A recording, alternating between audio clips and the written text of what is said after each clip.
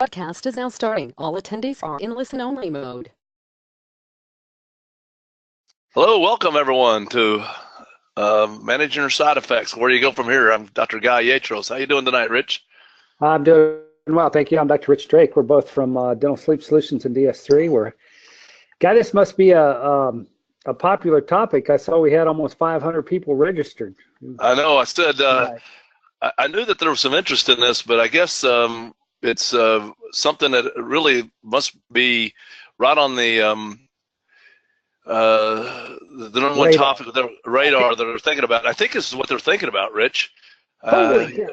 Geez, I mean, I think that a lot of people signed on tonight, and the ones that have gone on late, hopefully they'll get a lot out of this too. But I think they're worried about this happening, and you know, I guess that is worrisome, especially when you go to school for 4 years and you go to school after, you know, Pankey Institute, different LVI, wherever you go for occlusion, and we worry about this. How many hours, Rich, did I spend as a general dentist tapping and trying to get that occlusion just perfect, and then we give someone a mandibular advancement device, and we do see this. One thing I want to say, you got to kind of get over this to some degree. It's going to happen, and hopefully we have some answers. Does this happen as much as it used to you, Rich? No, it doesn't, but it does still happen. And I do remember the first time it happened. We call that a sphincter factor here in Texas, Guy, of about 9.9. You know, so you know, when something like that happens, I remember saying to this lady, she had moved away. You know, I think she went to Brazil or something like that when she came back, and I looked in her mouth and, can you make your back teeth come together? And she went, yeah, okay. She goes, are my back teeth not touching? You can take your little finger and stick it between her back teeth. And she goes, huh, I didn't even notice. It was like, and I went outside and banged my head on the wall for a little while. Like, well, first time it happened to me, I wanted to move to Brazil myself, or hide under my desk, or send my assistant in there, you know. But it's going to happen. But if you'll stick with us, we promise we'll help you manage this when it does, and as well as what we know now, what we didn't know then.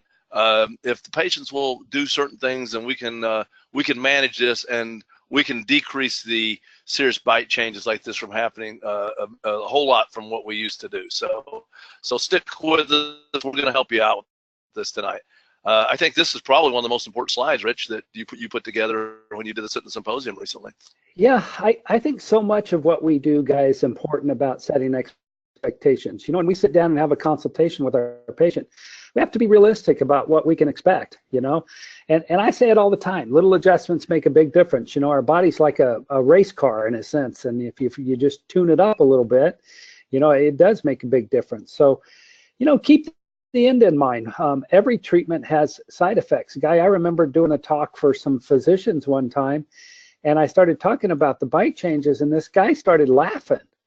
And I go, what, you know, you think that's funny? And he goes, man, our side effects kill our patients. You know, what's the big deal if the teeth move a little bit, you know? And it kind of helped me keep it in perspective. I think it's one of those things where we're taught forever, just like you said about occlusion and stuff, and we kind of have to unlearn and relearn some of this stuff. Yeah, and it's not just it's our expectations and helping the patients have realistic expectations, and maybe our expectations are probably the hardest to overcome. As far as the patients go, you know, they're used to this in doctors' offices. I mean, the medications that they're given have way worse side effects than a bite change, and they're used to informed consent. We certainly should do this. This isn't just to protect us legally. It's the right thing to do. The patients need to understand that they have a serious medical disorder, and treating it has its pros and cons and negatives, and we just want to go over that with them. And I don't apologize for it. I'm happy to explain it. I'm happy to answer anything that's in that informed consent, and I want to make sure they understand. I think we actually even do a better job than a lot of physicians, because we really take the time to make sure that they understand what's going on. And you know, if they don't want to take these risks, then they don't. But that's very rare. And I'll tell you, Rich, when this does happen, if we set the expectations right, if we have our own expectations set right as well, we have an informed consent, not just a piece of paper signed, but the patient fully understanding that this is a risk. When we see a patient like that first slide we showed, it's not the catastrophic feeling that that we both described earlier. It's something that happens, and it's usually kind of a non-event for the most part. We discuss it, we go over options with our patient at that time. A little bit of housekeeping. We are got a big, huge group tonight, so we can't open up the mics. We'll answer your questions. We're typing those in as we go, and you will get CE within 72 hours. So if you don't see it, check your junk spam folder, whatever you want, and you will get CE credit for this as well. So yeah, I guess we already kind of introduced ourselves a little bit, but Rich and I have been doing this for pushing 18 years each or so, I think. So over 35 years between us. We've done thousands of devices. I guess we've had a good opportunity to see side effects as a good part, and we've managed them. And Rich and I have been partners in our DS3 business for quite a few years, and hopefully we can bring a lot of knowledge and experience to you tonight. And that's what we're going to try to do. And you know, you like talking about this guy, you know, because you talk an awful lot about how, you know, we can teach dentists to do this in less than 45 minutes of their own time. And I think a new dentist out there sitting there thinking about this, he's probably on the 4.5 hour time, you know. Yep. And you can delegate a lot of this stuff. And I think if you have systems in place, you know, we're real big on systems.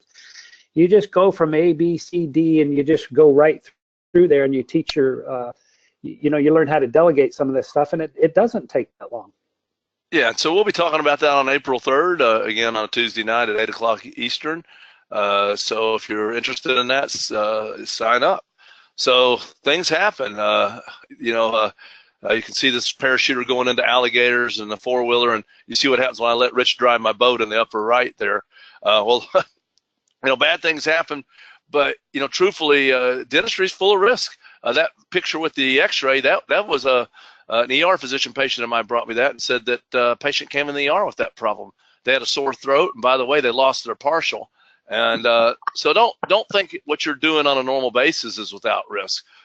Dentistry is a risky business, and medicine is, and we just have to know how to manage it and not freak out about it as well. We just got to be confident and competent. There's a lot of things that we might consider side effects. I think this was a survey they did quite a few years ago with the AADSM, wasn't it, Rich? Yeah, you know, they put together a group of people and they looked at this. So, you know, there's quite a few things on there. Feeling of suffocation. I'm not sure where that one comes from. Maybe that carried over from CPAP or something. But, you know, there's quite a bit. But we break them down into just a few that we like to talk about. Yeah, and now again on our informed consent, we're going to have more listed there, but the ones that I actually just verbally talk about on literally every patient, say there's a lot of things on this list, you know, that can be attributed to dental devices, and I want you to read it and let me know if you have any questions. But I just want to mention three of the, I would say, more common or more significant.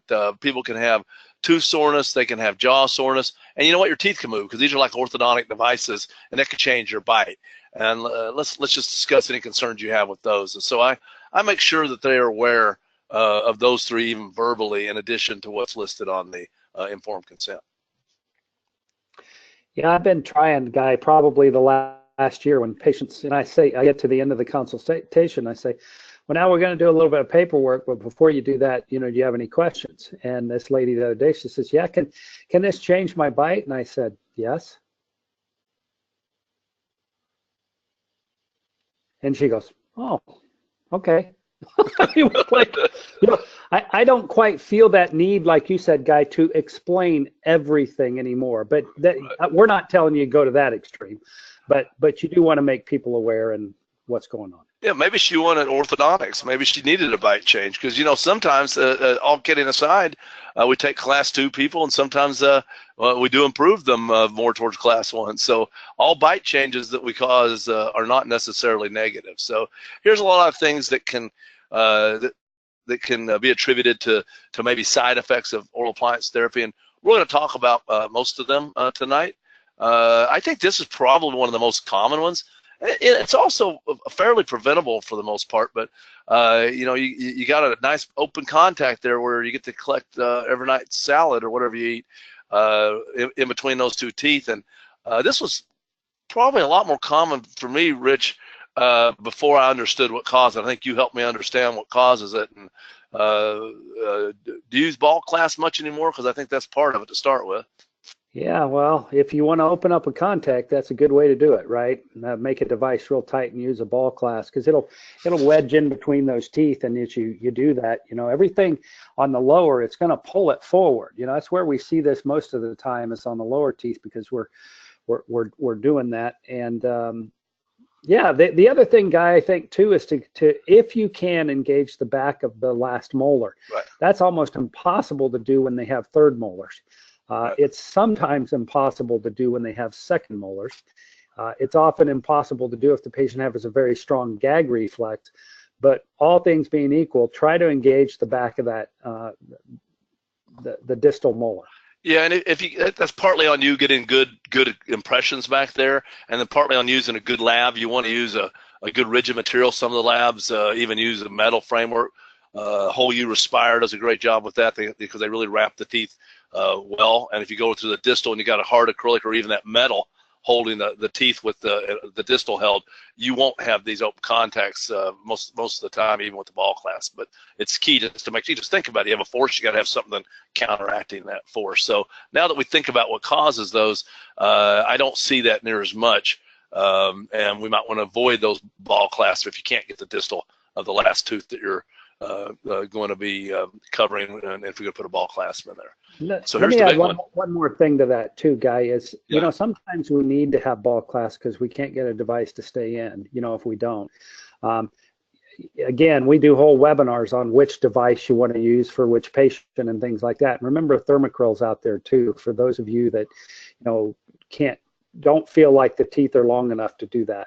But yeah, that's a true story, what I told you, Guy, about that lady showing up, and yeah, I could fit my little finger between her back teeth. So you do see it. We see it. I guess there's all kinds of things that can cause this. I've heard Dr. Lowe speak about this at the AADSM, and I think that there's everything from the tooth movement to the arches moving. This article, I think, basically saying that the TMJ joint, the condyle is getting repositioned and staying there. And I personally believe this is just the clinical bias on my part from what I've seen. But I believe, and I'm starting to get a little more data with my CBCT that I use. I believe it's more of the translation of the condyle not going back more often than any of these other things. That's what this article, I think, is basically saying, and which reinforces that. We're going to talk about recapturing the bite in a second. And since I've been really pushing that and doing a much better job with my patients and making sure that they at least know that they should be doing that, I see far less of this type of thing happening. I don't think we've seen that in a few years, Guy. Several years probably, because we're doing that.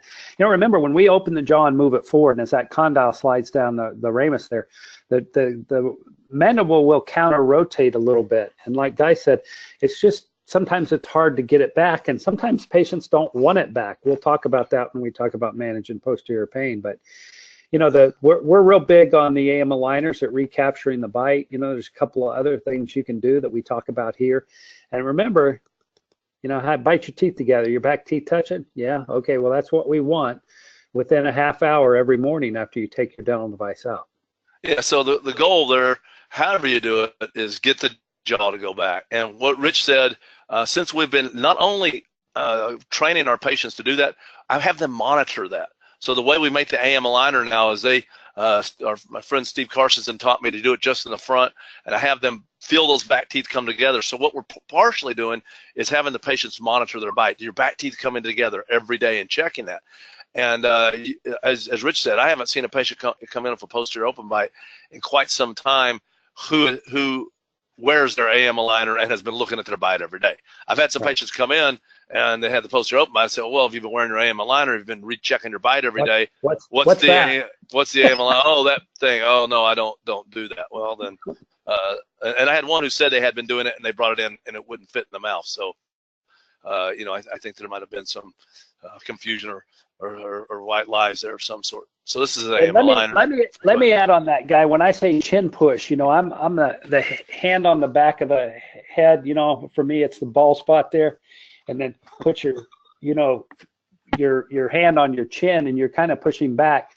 The other thing I do, personally, because I wear one of these things and my bite starts to change a little bit, I put my fingers here and then I put my thumbs back here.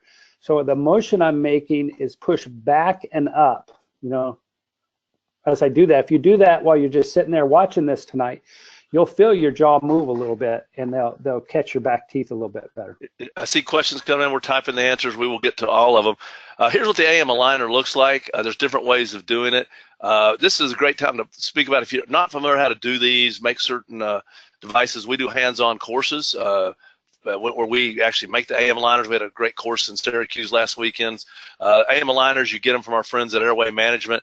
The Airway Management, Keith Thornton and his crew have been around for years. Keith helped invent this material, and we make those at these courses. We teach people how to bring them back. We also made a handful of my taps on everyone at the courses, so it's a great time. A little bit, we'll show you a flyer for the courses, but if you're interested in coming, we can even give you $200 off. Just type in course there. So if you don't know how to make an AM aligner, come to one of our courses, or we have some YouTube videos that can show you how to do that. But I know we're spending a lot of time on this, but it's probably the most important thing we can talk about after setting expectations, getting them to actively reposition their jaw, whether you use Rich's trick, whether you use the AM aligner or some other method that you have. It is extremely important, at least even having that discussion, because those patients who do have the posterior open bite, they go, oh yeah, I didn't do that. It's on me for the most part. They accept it and understand that they didn't do what they've been told to do, or been asked to do, or educated to do, because had they done that, they would have noticed the bite change, and we would have gotten in this condition. So, Rich? Yeah, and that, when you look at that guy, I always think of going back to high school physics. When we grab the jaw and we move it forward and then we lay down, we're kind of pushing back on the top teeth and we're pushing forward on the bottom teeth. So, we just automatically, we adjust devices on any facial tooth that's out facially. Right. You know how sometimes you have the laterals where that mesiofacial is angled out like that. We just shave off the corner of those. If on the lower, if you've got a, 4 incisors like this, and one of them is inside, like that a little bit, where you shave off the lingual of the lower. Lingual version. You get rid of all those problems before they even happen. I forget those dental terms, guy. Yeah, I pulled that one out. See, Rich has been a long time since he's been in dental school. Me too, but I remember that term. But yeah, that's exactly right. Just think about how the forces are, and then those forces, if left unchecked, can cause the things we see here on the screen. We can cause the teeth to come forward. As the teeth come forward, you open up your bite, you decrease overbite, decrease overjet, and we end up ultimately, if depending on the anatomy, with the posterior open bite. So that's what happens if we don't reposition the jaw. I will say this, if in some cases, some people, we never gave AM aligners years ago. We didn't know what they were. I don't think Keith had invented them, or I didn't know about it at the time. And a lot of people wear these things for 8, 10 years and no problems. No posterior open bites, none of this stuff's happening. So you just don't know who those people are always going to be. So that's why we want to educate everyone on using the repositioning devices. This is probably we should probably list this in the top 3, although it's just not that worrisome, so that's why we don't. But I'd say it's one of the most common side effects, wouldn't you, Rich? Yeah, you do. Absolutely. And people are concerned about this. It's one of the things I always ask at a consult. I do the old trick you taught me, right? Plug up one side, breathe in, plug up the other side, breathe in. Is this a typical day? How well can you breathe through your nose? Can you keep your mouth closed and breathe through your nose at night? No, I can't. So we always think about how much vertical component there is there. And we do webinars all year long. We hope you guys will join us on a lot of these topics, and we talk about which device we use and how and why and how we make adjustments. So again, I talk about this a lot. I say you're going to have too much saliva in the beginning, and after a couple of months, your main complaint's probably going to be that your mouth gets dry. And then we just talk about how to deal with it. Like it's just... Before I forget, since it's a little small camera, you put the finger on the outside of the nose. It was hard to tell with Rich, just the outside, and so they can't breathe. It doesn't really matter, guy. They both work. Yeah, that's true. I guess the other would work. But so if you have too much saliva that manages itself, dry mouth, I just want to make a couple of points here because this is something that does come up. The dry mouth causes for mouth breathing.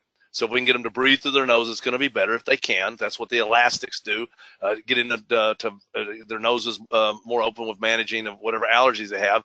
And then the advancement I've found to help, Rich, because as you advance, more air, if you open up the airway more, oftentimes, more air moves at a slower pace, a bigger volume at a slower speed. So right. Instead of, and that will tend to help as well. So all these things can help, and sometimes it's just something that they have to live with too, in which case we would just want to make sure we don't have any of the negative side effects of xerostomia, as you all dentists know. Tooth pain is one of the three we listed. I think this is one that's, I would say, probably the most common side effect. As a matter of fact, not only when I mention it, I tell patients to expect their teeth to be sore. Right. All your teeth are going to be sore, and I say expect that to last for anywhere from a week to 2 weeks. When you take the device out, if it goes away, don't worry about it. If you can live with it, don't worry about it. If it's to the point where you can't wear the device or it's bothering you that much, then come in. If it's any one tooth or one area, we need to know that. So this will happen, and I like to use what Rich says here is use your brain. Why is it hurting? And the one thing you got to use your brain on you may not think about, it's not always the device that causes the tooth pain. Yeah, usually it is. It's usually, like Rich said, the tooth is out further, or on me, it's a canine. I've got a real pointed canine, and right on the tip, it hurts. You got to leave a little room for that sometimes. So first of all, decide, is it the device that's hurting it, putting pressure, and so then relieve that area? But then sometimes it can be the AM aligner causing the discomfort in the morning. They're putting it in and going too quick, and it's causing the teeth to be sore. Or it could even be a bite change that's happening. And so now, Rich, if you had a buckle a version of a number 24 that was sticking out further, I've had that happen. Now their jaws move just a little bit forward. Now they're banging that tooth in the morning because their bites move just a little bit more protrusive. And until they get back, they keep hitting that tooth. So we may have to make a slight adjustment. I don't make too many bite adjustments on patients. So I really don't even have the ability to do that for the most part now. But in a case like that, it could be something you could relieve that tooth. So anyway, most of the time this works itself out, even if you just give it time. One of the reasons we give 3 weeks between delivery and our first check instead of a week like we used to, because most of the time by then it's just kind of worked itself out.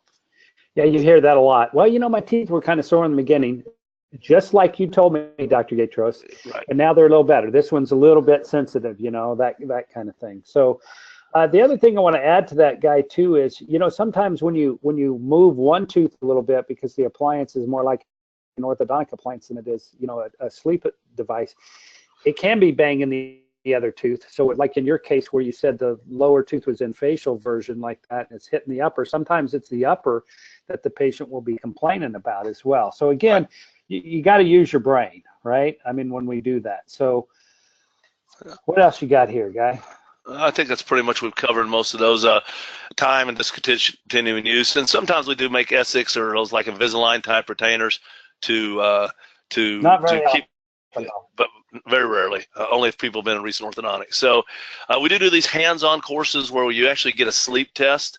We just did this last weekend again in Syracuse. Itamar was there with the watch pats. It's a great experience. You get to go home with the sleep test. You get to about half the people in the course, Rich, had apnea. At least the Itamar says that. We can't make a diagnosis from that, but it's certainly a warning sign that they need to do something further. Even got an email from one of the attendees today that's quite concerned about their results, and we're quite taken back by it. They were glad they came to the course. So you get a sleep test.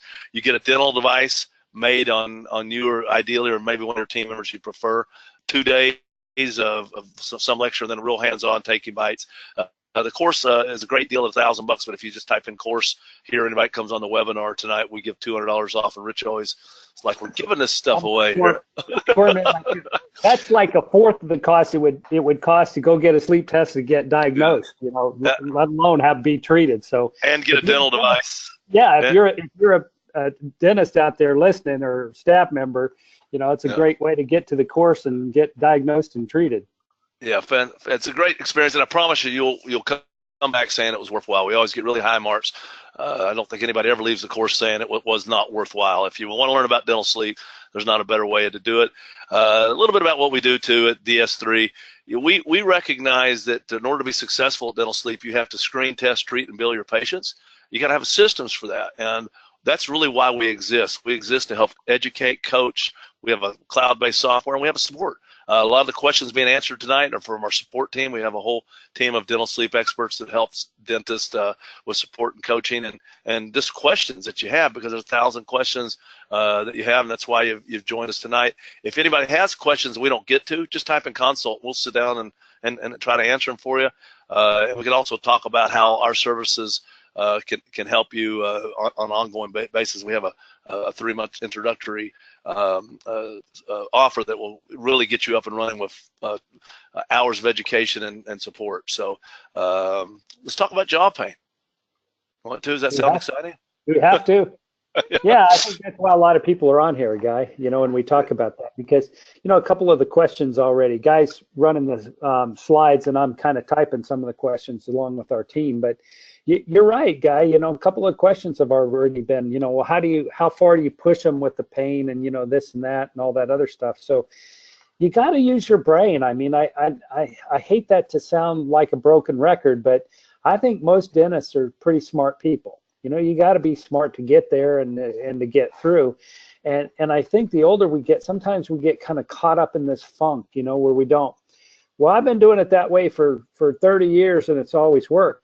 If that's your attitude, I think you're going to have a hard time with some stuff in dental sleep, because it just doesn't behave the same way as a lot of things. So where is it? I think for me, Guy, it's the biggest thing is, just point to where it hurts. I don't remember if you taught me that or Jameson Spencer, but it's like, push to where it hurts. What makes it worse? What makes it better? When does it hurt?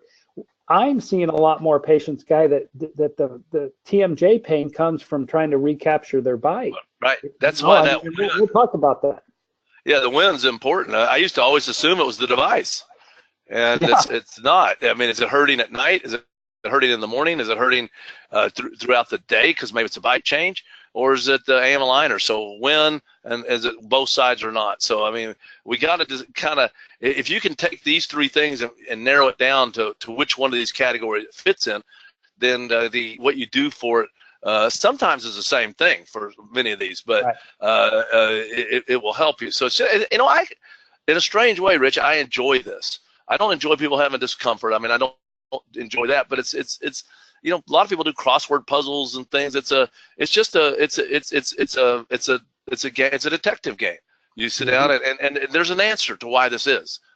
There's typically an answer, and you just got to go through those questions. So we go through this and we find out it's on both sides. It just hurts them, and this is pretty common, and it's really probably one of the easier ones to understand what's going on and treat. It's basically that they're gone too far too fast. I think it's the word used to tell me, Rich, right? Yeah. They've overdone the muscles, overdone the joint. They've kind of just overdone their whole TMJ apparatus by trying to get there too quick. Yeah, so back up, slow down, and we think about that. I even put in there, Guy, I put a picture of this guy in here because people say, well, how far can you get your jaw out? I mean, this guy took us 2 years, and we had kind of a really unique way of measuring it, but he was at 27 millimeters from his natural bite. I wish we had taken a cone beam or something of his joint, when he's in that thing. I don't even, it's just crazy. But he was a very motivated patient. If you haven't figured that out. Either that or part Shih Tzu, I'm not sure, but okay, sorry, that was that's never seen anything like that. That's very good. So what do we do for this? We're gone too far too fast. Rich, what do you? Yeah, mostly, I put back up and slow down highlighted because that's probably the most common thing that we do. How far have you adjusted? It's just like you go back to when, where, how, why, all of those things, Guy. And people go, well, my jaw started hurting. Well, what if they've been wearing their device for a year and they haven't adjusted it at all? That's that kind of cyclical thing that, their jaw was going to hurt whether they were wearing that dental device or not. So again, you got to use your brain. Typically, we're looking at moist heat. We tell people to put a washcloth, run it under real hot water. You can put it in the microwave, but you got to be careful not to burn yourself. And kind of hold it on your cheeks, while you massage like that with the moist heat. You can refer them for physical therapy. I think that's something you should have in your back pocket. I would say I do that maybe once or twice a year is all. I probably should do that more. I'm not sure, but muscle relaxants. I know we got a slide for that, guy, Yep. so we'll hang on to that. Well, yeah, the NSAIDs really do help. I think time and NSAIDs cures all evils at times. I think it's that's really the backup slow down, and and just get off the muscle. Take it easy on the muscle. If you go to the gym and work out, take it easy. Here's how you would back up. So the problem is, one of the things that we have our hands-on courses, we talk about where to start the bite, and the biggest mistake you can make is going too far too quick, especially starting them out there, because the dental devices don't back up very readily. And so it's a little harder to do. There's some tricks on the tap. You can use a shorter hook or, a longer hook rather. And if you didn't start with the longest one to start with, that is, you go different size band on the EMA. You can back up dorsal to some extent, and I have shaved some of the wing off, because I didn't want to send it back to the lab. You can back up if you start out with spacers. You can take them out on the herps, but really the key is not to go too far too quick. They don't back up real readily, because ultimately you have to retake the bite on some of these. If we decide, wow, we've already backed the device up as far as we can't shave anymore off. There's not any tricks left in our bag here, then retaking the bite, which works, but it's kind of a hassle and a cost that usually I absorb if I send it back to the lab to move their jaw back and kind of start over. But the bite also, Guy, we haven't talked much about the midline. Midline is usually more of a unilateral pain, which do we have those slides coming up, or we already? We do. No, we do. Okay, but the bite can also be, not just back more, and I always err on the conservative side. I do. And on a rare occasion, and this is going to kind of throw you for a loop, Jameson Spencer taught me that occasionally moving them more forward helps.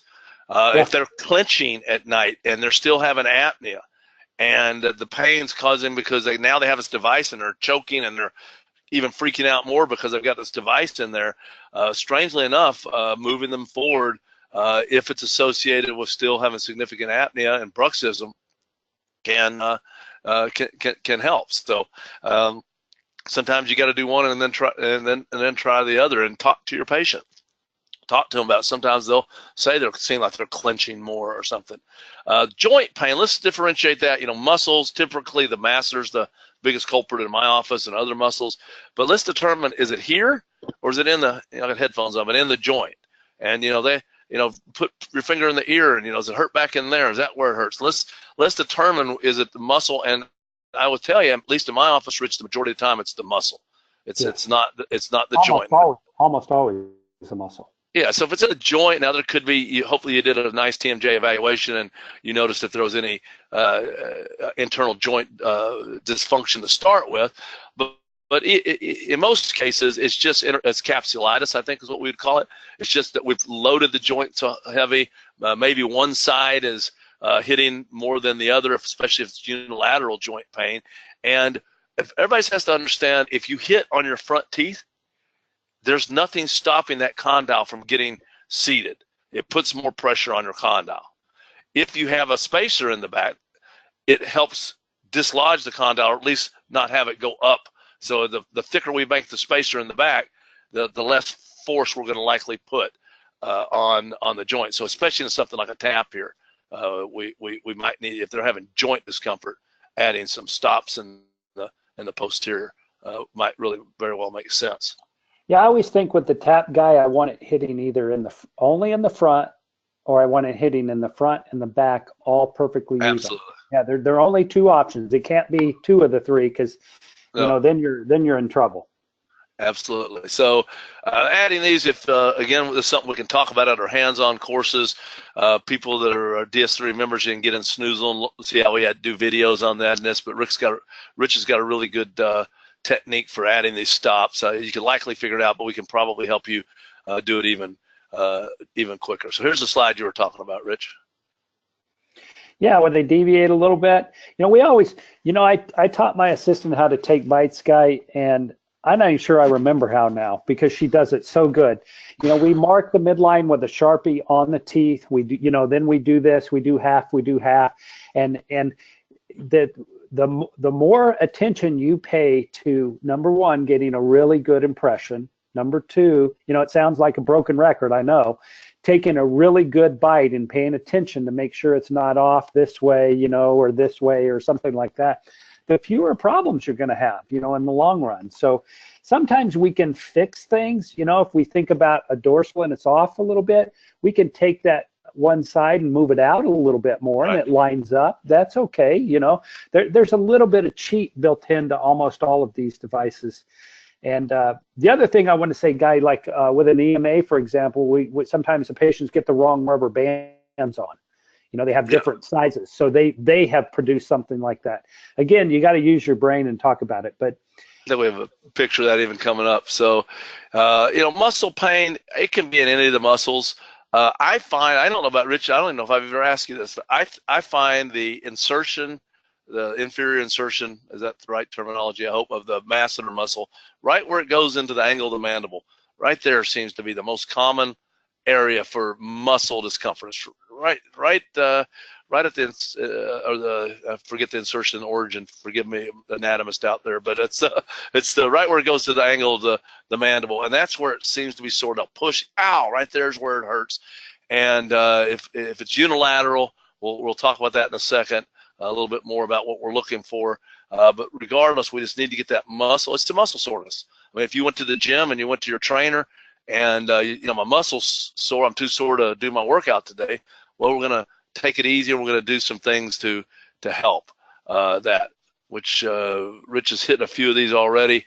I think the one we haven't talked about, which we're going to show some slides on, is the deprogrammer, because understand when you hit on your front teeth, our bodies, first of all, we can't put as much force on those front teeth because they're further from the fulcrum. And most information tells us that our muscles don't fire to the extent that they do when we hit our back.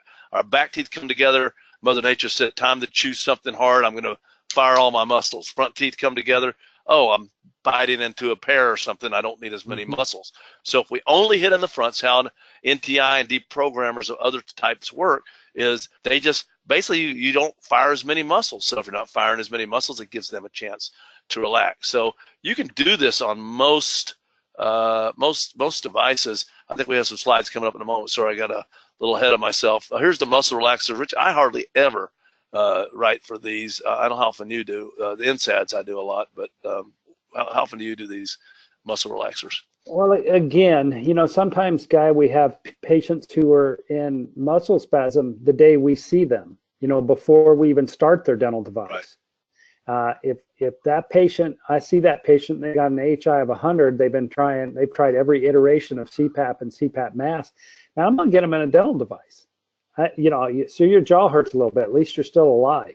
So you gotta keep this in perspective, so to speak, when we do this. So, but the muscle pain, like you said, Guy, can be very painful. This can really bother people.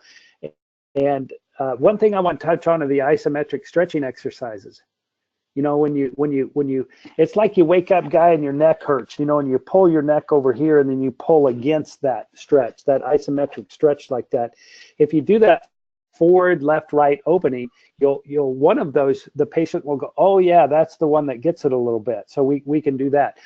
I agree. Most of the time, the NSAIDs, the moist heat, if you can take a break from the dental device, take a break. It's just like you said, Guy, NSAIDs and time cure a lot of things. So we do make these slides available to you, I think, don't we, Guy? If not, back up on that one, let people take a picture of it with their phone or something like that. Sure. Make yourself that little cheat sheet. You're not going to remember these, because you don't do it often enough, and then you got your little cheat sheet right there so that you can look at it. Yeah, and if you need any particular thing, again, we'll give her our contact at the end. We'll help you with any information you missed. Ibuprofen's been my go-to NSAID. And then my friend Ed Zevovich, who teaches down at the Pankey with me, he introduced me to this Mobic or Malexicam's, the generic. And what I like about it is just give it once a day.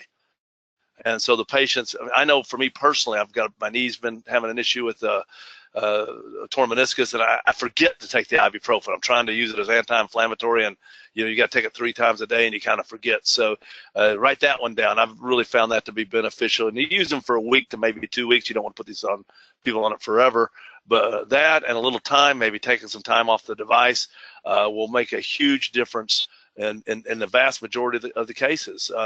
Again, we talked about hitting on the front teeth. I'm going to go through these fairly quickly for time, but on about any device, other than maybe a tap, most devices allow kind of built in that way. Built in that way. You could add a deprogram. You could ask the lab to say, hey, the Respire, whoever you're using today for a dorsal design, let's make an anterior deprogrammer for me. But I not usually that smart enough to think about that at the beginning. And I noticed these people are having muscle discomfort, and it takes me, I think I told you, Rich, about 10 seconds to make this, because I just say, Elena, added a deprogrammer to this, and then I walk away, and 5 minutes later, my team members has this thing built. So you can train your team members to do this. In other words, real quick, roughing up the acrylic.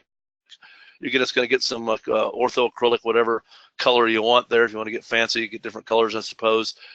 Make sure key here is don't let it get inside the biting surface. Ask me how I know that that's a problem, because it won't seat. I found out when you get a little bit in there and you don't notice it. So add on the outside. And the biggest mistake I made on these in the past is not adding enough acrylic. I put it all in there, and the goal is it should not hit anywhere but the front. And so you get all this, you smooth it out, and it's still touching in the back. So if you think it's maybe not thick enough, make it thicker. You can always shave it down when you go to deliver it. And these pressure pots are great. I think the next slide is a picture of the one I have. Basically, I put that in a sink because water goes everywhere, and then I get some hot water. I pour it in there as long as it's not thermocryl in the device. Don't do that. Ask me how I figured that one out once too. Then you got to refit the thermocryl. But put it in there, and then you just crank it up till it says about 30 if you can, and it'll just make the acrylic less porous and stronger and prettier when you're finished. Those things are only a couple $100, so I found that to be a pretty good pressure pot for any kind of repair. And again, I poured hot water in it, and then we add it, and now smooth it down. And the key here I'm showing you, you want it real close. That's, maybe a 1/4 millimeter, maybe a 1/2 millimeter, but they slide side to side, forward, back. It does not touch in the back. That's key. And you want a pretty broad area across the front so it doesn't cause any discomfort, not just one spot like I have there, so we evened it out there. And then Rich has his own unique way of doing it. You did this one on the lower. I don't think it matters, Guy, upper or lower. It really doesn't matter. This happened to be a Clear Dream made by Keller Lab, which I love that device as well. And the anterior was already, that's how it came, from the lab, because we want as much room as we can have there. So we built it up on the lower a little bit, and then we just have it hit the front 2 teeth. So what we do, Guy, is we start out usually making it like you did, where the piece of acrylic is on the upper and it hits the lower acrylic. Now, if we still have some issues with muscle and joint and that kind of thing, we'll go ahead and cut a hole in the bottom. I think you've got a slide there. So we mark the midlines like that. Then we cut a hole in the bottom. So here we've taken a Somnomed dorsal, and you can see where I've kind of made that anterior opening a little bit bigger already. I like big anterior openings because people can't breathe through the nose. We want to help them. So I mark the midlines, and then I do that. I put a little bit of wax around the edges, and we just put some acrylic on there. Look at this. I want to point out, look where they were wearing it back here. Look at the wear on that acrylic on the posterior. So I bet this is going to help that patient. Yeah, go ahead. Yeah, so the wax, we put that just because if that stuff kind of goes over, you don't want it to get on the inside of the device, and now the device doesn't fit right or something like that. And we just build that up. You can salt and pepper it on, or you can do the little ball like Guy did. Guy Ken Burley told me at the symposium, he buys cheap composite off eBay, and he roughens that up, and he just holds the composite in the little thing and puts some monomer on there to do it, and then cures the composite. So I've never tried that way, but that's another way. But you can see there how we do that, and then we put it in the pressure pot just like that, and you adjust it. and you're off to the races. Yeah, well, we don't have a composite light's our problem, Rich, so we'd have to purchase one of those. But so because I sold my dental office, but well, I hope it's beneficial. We're getting your questions. We will stay on as long as need be to get your answers. So I know there's a lot of interest with the several hundred people that are on here tonight. So let's talk about one-sided here, unilateral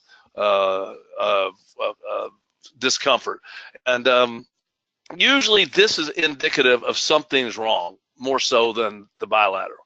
You know, bilaterals maybe just normal discomfort, stretching, too far, too fast, all the things we've talked about.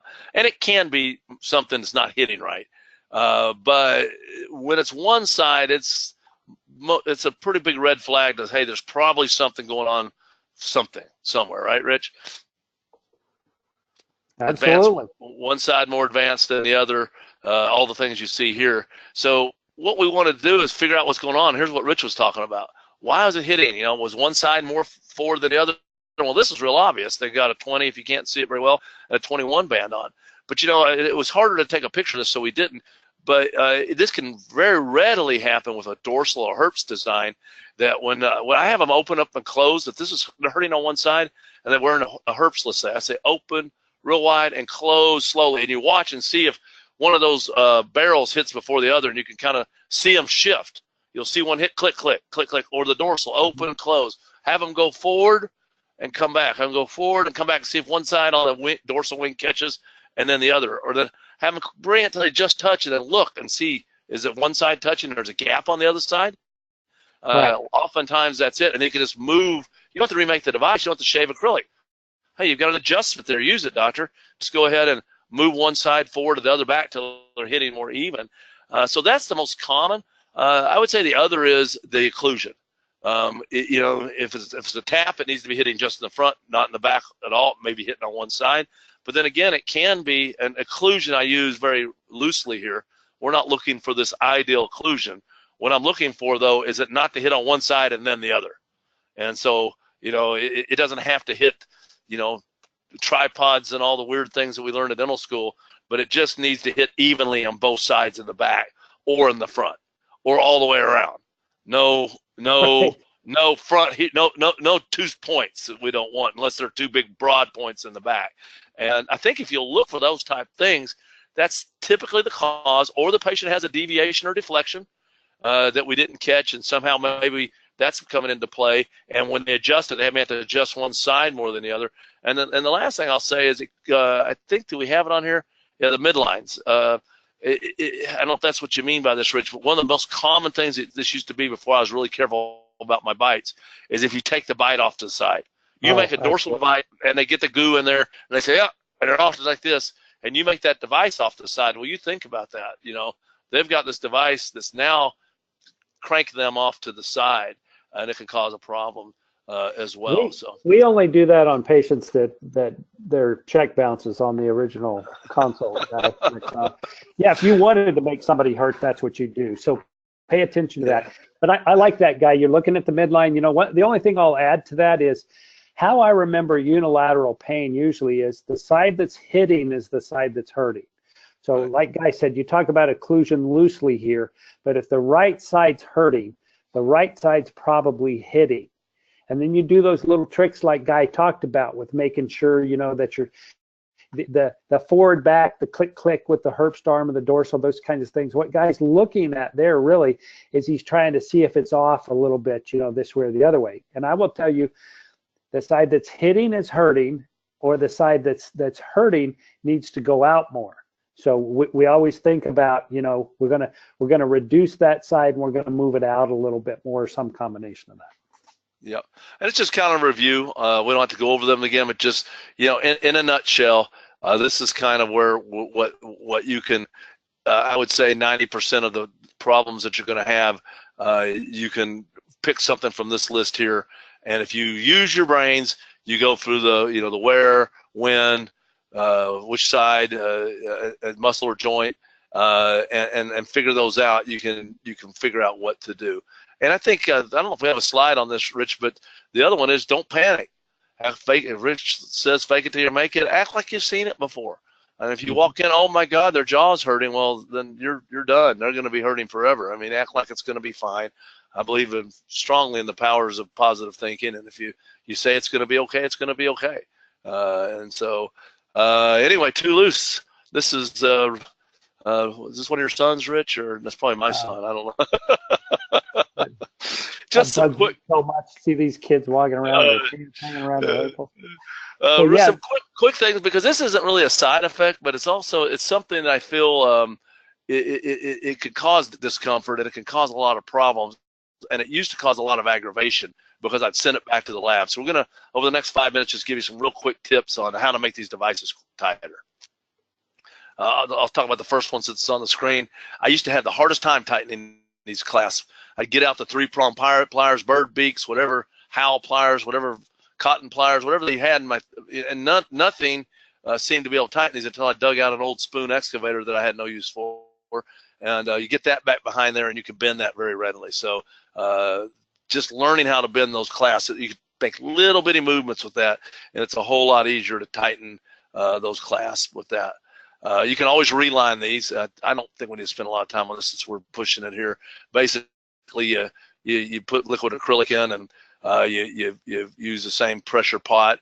I think the key here is in and out quite a few times. Don't go take a phone call. Definitely the key. Don't take a phone call. Don't do this on the day you're getting your colonoscopy. You know, you don't want to cut those things out, man. I mean, you gotta ask me how I know, guy. I had to cut one out one time. So I heard the story. Yeah, so take it in and out quite a few times. The more undercuts they have, they got big high water designs, block them out, use your brains a little bit. You all know how to do that. We won't spend a lot of time on it, but this trick, I don't know, Rich, I think you taught me this. It's just, to me, is I showed this to Tara, my partner, 3 or 4 years ago when she first started, and she's like, oh my God, I wish I'd have known this, because she's sending it back to the lab. You've got a device with no clasp, no anything, and what do? Well, Rich said, just heat that thing up. You can heat it up in boiling water. You can heat it up with one of these heat pins. You can heat it up with a torch, although it might turn it black. But I like the hot water, and then you heat it, and then while I'm heating it, I get it real hot in that boiling water, and I have cold water running in the sink. And I just squeeze the heck out of it and run it under the cold water while let it cool. And it just bends that acrylic back in, really, regardless if it's flex material, hard acrylic. You got to squeeze it pretty hard with some of them. Some of them not so hard. You can bend them all the way together if you're not careful. So look how thick it is, and you put that in, snap. It's a miracle. It really can save you the time. So thanks, Rich, for teaching me that. If you screw it up, you got to send it to the lab anyway, you know. So yeah, well, you know what? If you screw it up, you do it too much, you heat it up and put it back in the mouth, and it'll bend it back out. I found out too. So it's a great way to do it, Rich. I think I showed you these. Yeah, that's great.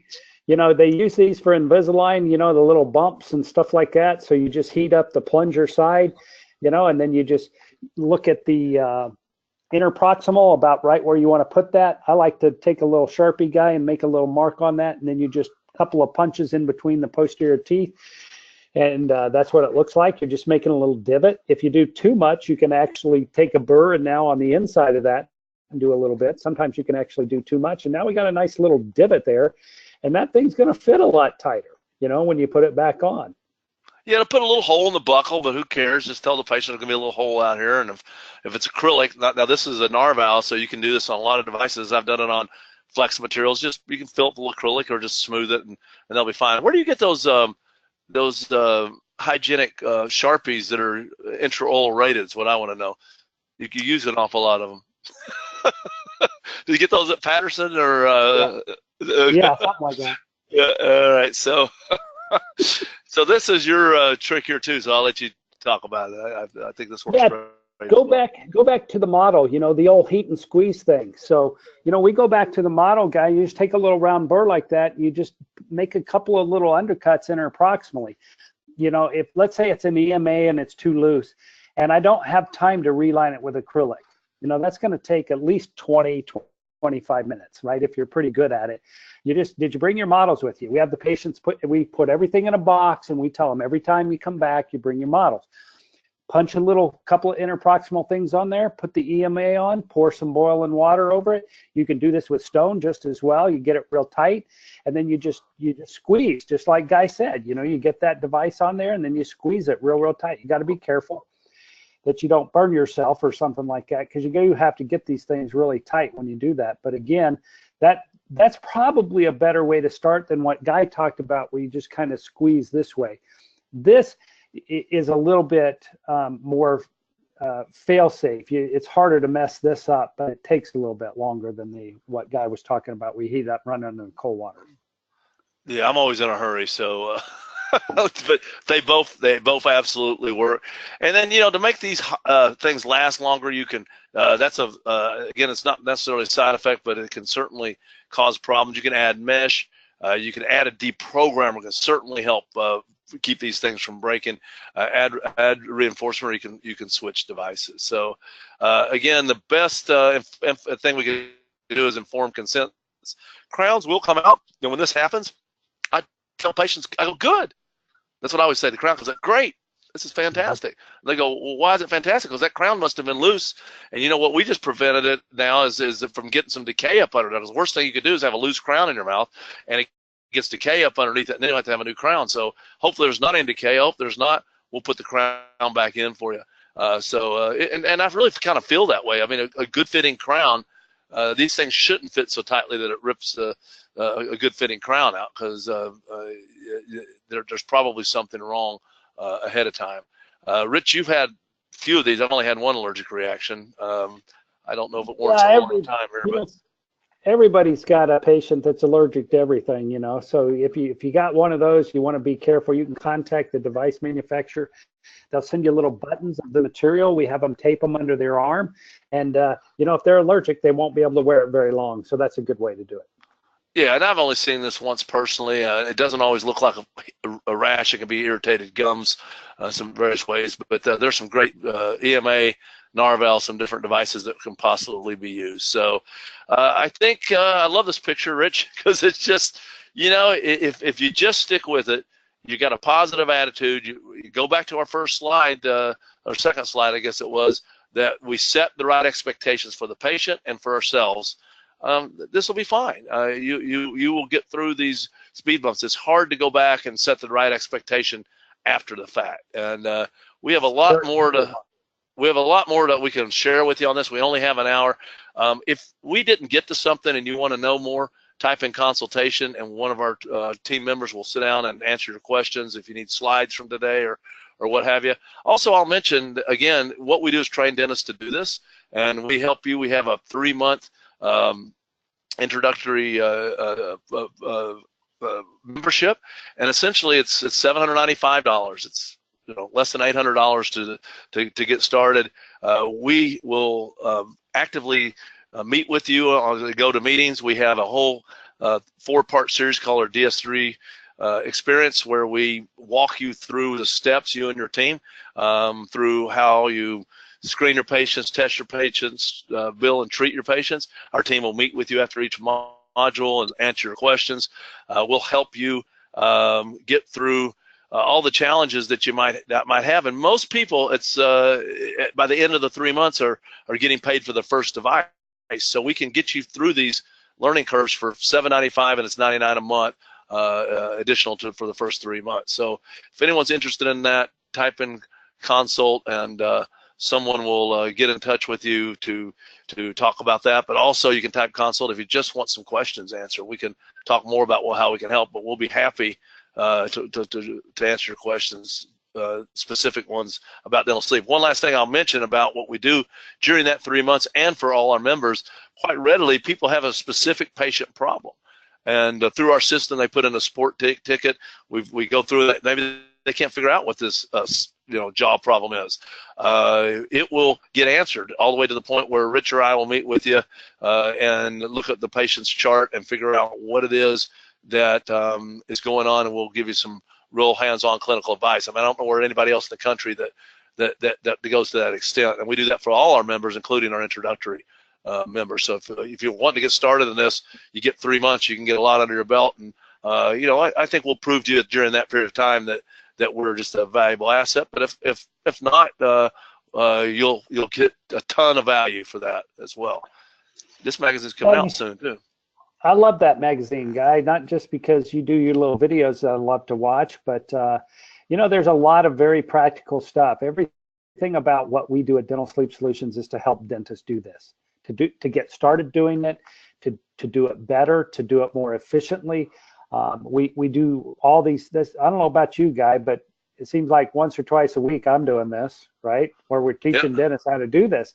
That's what we do. That's what our lives are, and doing that. And we want to encourage you guys to get started in this and do it. Right. And again, I think we have, here's how you get here's what we do. I think I've already hit that. I was hoping, yeah, there's the course. We do hands-on courses. We're doing probably more. I think this is not all the courses we're doing right now. It's normally $9.95. You get a sleep test. What a great value that is. You get the test on Friday night. Saturday we review it and go through it. All your questions answered. We'll be there. I'll be there to answer any question you have about your test. You get a dental device made by a lab, one of our partner labs. We take impressions ahead of time. We deliver those, so you get to walk out of there with a sleep test and a dental device.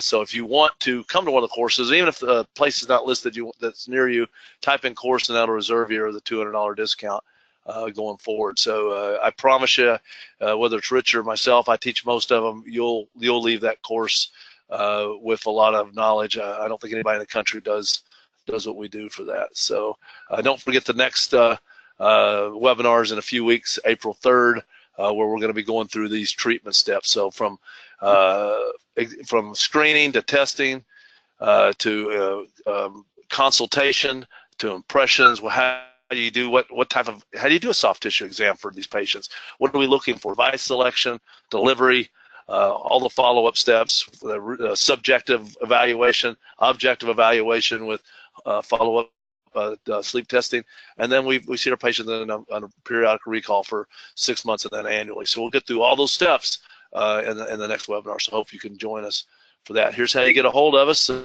look at that, Rich, 901. Pretty good. Yeah, awesome. We'll stay on here to see. I know there's a lot of questions. Again, you can still type in consult or course, and then Rich and I are going to see if there are questions. I know you've been answering a lot. Our team's been answering a lot. What do we got going on here, Rich? Anything that we need to answer? Here's one patient wearing a TAP 3 with success for 2.5 years now. Snoring, very tired again. Device checks out. You know, that happens occasionally. You know, what is the guy put on any weight? Right. My allergies are killing me right now. Everything's blooming in San Antonio, you know, and I didn't sleep well last night. I even took my dental device out, Guy, halfway through the night because I couldn't stand it anymore, you know, and I didn't feel good today. So you got to use your brain, you know, you got to think about it. You could always go back and do another titration sleep study with his TAP device in place and see. I've had patients, Guy, like this. We did the titration sleep study and it was great. You know what? Something's not right. You got to see your MD. The guy had some kind of cancer growing in it, you know, and that's why he was just feeling so tired. You know, maybe the guy's wife got a hearing aid. Maybe he's been snoring all along and she just never heard it or something like that. I mean, again, you really have to ask questions and you got to use your brain. And also understand apnea is a progressive disorder. We're not curing anything here. We're treating it. A couple studies show that apnea gets worse about 20% over a 5-year period.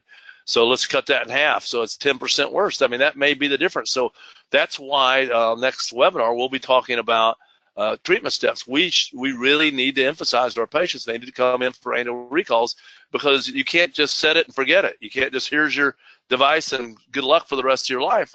It's going to need to be tweaked and advanced and adjusted for their whole life because things change, and even if they don't gain weight. So yeah, all those questions should be asked and answered. It could be with the TAP in particular.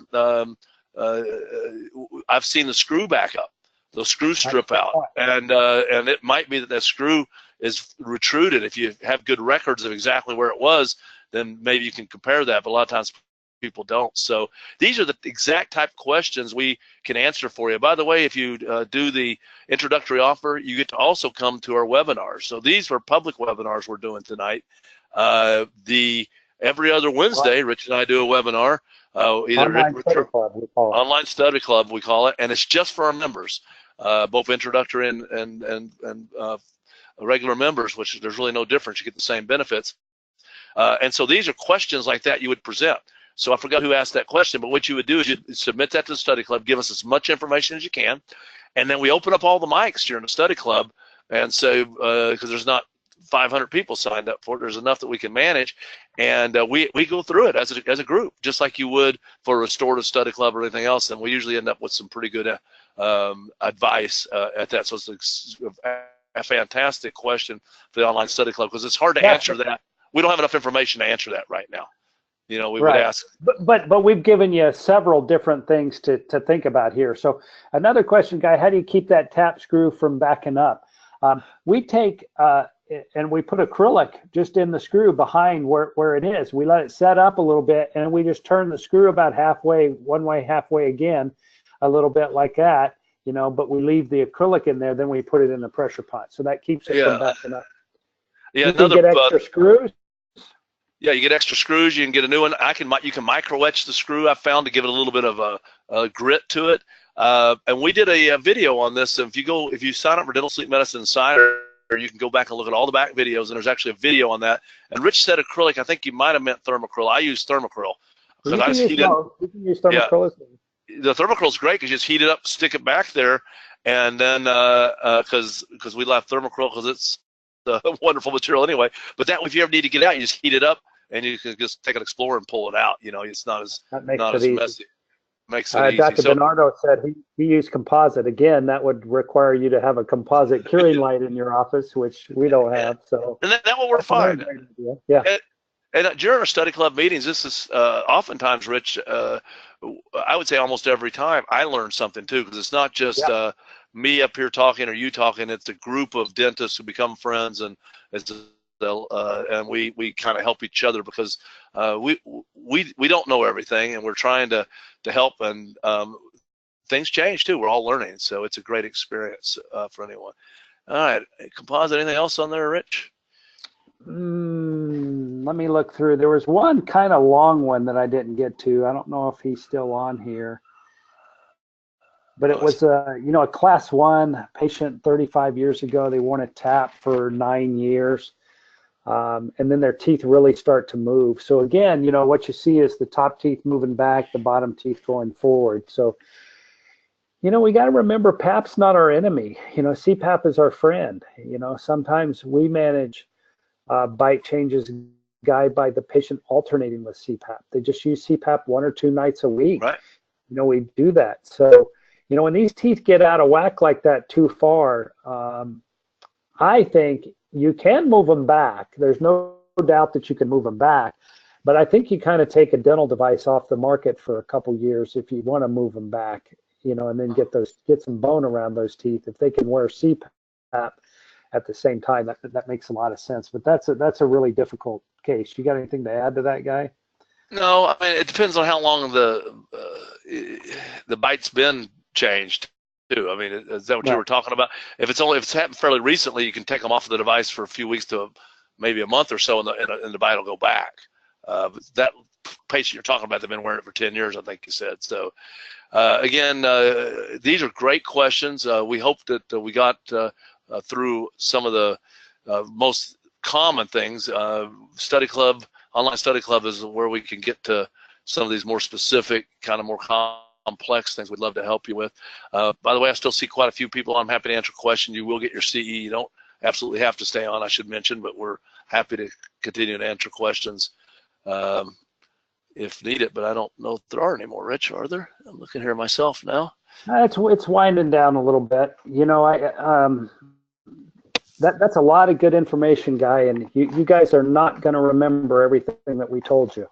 I've got 20 years of doing this and a whole lot of devices. So, one of the biggest reasons we know a lot about this is because we made a lot of mistakes, and we're trying to help you guys not make those mistakes. So, like Guy said, you have 1,000 questions. Who do you ask? Who are you going to call? We like to be the person that you call. Yeah, and you've got our information here. Again, if you need anything, reach out to us as far as if you didn't get something from tonight. Don't forget to join us in a few weeks for the dental treatments, dental sleep medicine treatment steps. And I was getting ready to go. There's one other question Yeah, here. a couple more. Dr. Mann, about, how quickly do we adjust the device or start adjusting it? So we usually tell them at about a week. I start patients conservatively.